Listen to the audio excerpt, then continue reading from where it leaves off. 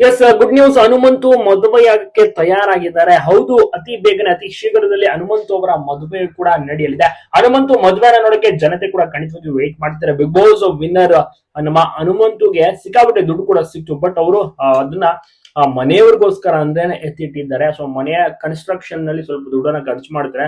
ಅದ್ ಬಿಟ್ರೆ ಯಾವುದೇ ರೀತಿ ಮೋಜು ಮಸ್ತಿ ಆಗಿರ್ಬೋದು ಏನು ಕೂಡ ಖರ್ಚು ಮಾಡಲ್ಲ. ಅವರು ಸಾಧಾರಣವಾದಂತಹ ಬಟ್ಟೆನ ಹಾಕೊಳ್ತಾರೆ. ಯಾವುದೇ ರೀತಿ ಶೋಕಿ ಸ್ಟೈಲ್ ಏನೂ ಕೂಡ ಇಲ್ಲ.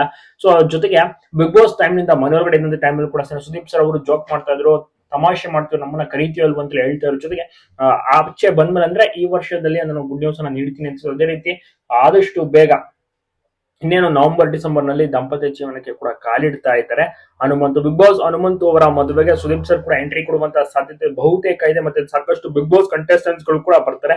ಹನುಮಂತು ಯಾರನ್ನ ಅಂದ್ರೆ ಲವ್ ಮಾಡ್ತೀನಿ ಅಂತ ಕೂಡ ಹೇಳ್ತಾರೆ. ನಮ್ಮ ಅತ್ತೆ ಮನೆಗೆ ಹೋಗಿ ಹೆಣ್ ಕೇಳ್ತೀನಿ ಅಂತೆಲ್ಲ ಹೇಳ್ತಿರ್ತಾರೆ. ಅದೆಲ್ಲವೂ ಕೂಡ ಬಿಗ್ ಬಾಸ್ ಮನೆಯೊಳಗಡೆ ಇದ್ದಂತ ಟೈಮ್ ನಲ್ಲಿ ಮಾತನಾಡಿದಂತ ವಿಚಾರ ಬಹಳಷ್ಟು ವೈರಲ್ ಆಗ್ತಾ ಇತ್ತು. ಸೊ ಇವತ್ತು ಕೂಡ ಎಲ್ಲರೂ ಕೂಡ ಭಾವಿಸ್ತಾ ಇದ್ದಾರೆ ಬಿಗ್ ಬಾಸ್ ನ ಹನುಮಂತು ಲವ್ ಮಾಡ್ತಾ ಇದ್ದಾರೆ ಅಂತ. ಎಸ್ ಹೌದು, ಬಿಗ್ ಬಾಸ್ ಹನುಮಂತು ಲವ್ ಮಾಡ್ತಿದ್ದಾರೆ. ಸೊ ಅದೇ ಒಂದು ಹುಡುಗಿನ ಮದುವೆ ಸಹ ಆಗ್ತಾ ಇರುವಂತದ್ದು ಕಾದು ನೋಡೋಣ.